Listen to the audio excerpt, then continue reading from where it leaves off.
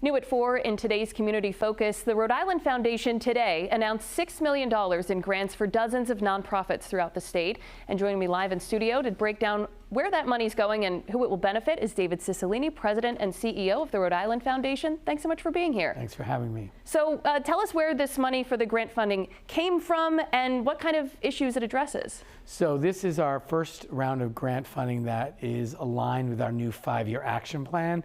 So it's really centered around our community priorities and capacity building to help strengthen nonprofit organizations.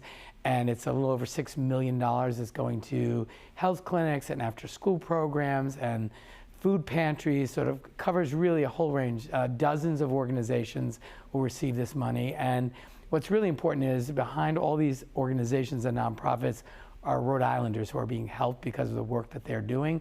So this will help thousands and thousands of Rhode Islanders with so many different issues. And a big chunk of this funding is also going to boys and girls clubs throughout the state. Why was that something important to you guys to invest in some of these after-school programs and other things that they do? Well, after-school programs are really important. It's been proven that kids who participate in high-quality after-school programs do better in school, do better in their communities, have less behavioral problems. So Boys and Girls Clubs does that after-school program all across the state, and we're supporting particularly an academic academic assistance and an after-school program through the Boys and Girls Clubs. But this is part of a long history of supporting after-school by the Rhode Island Foundation. Absolutely. And you and I talked a few months ago about helping nonprofits that have been affected by some of the federal funding cuts coming out of D.C.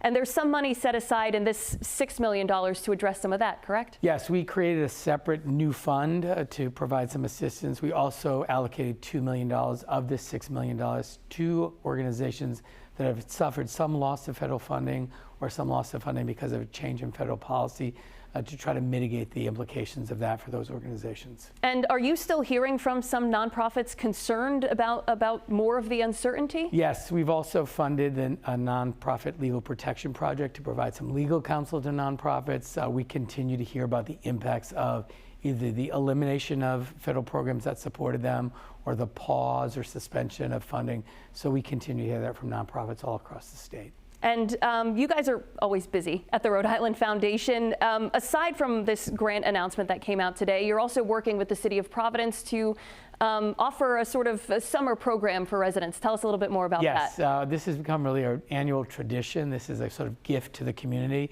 The Rhode Island Foundation is sponsoring the Rhode Island Philharmonic in Roger Williams Park on August 6th for a full concert. It's always a great night. It's free.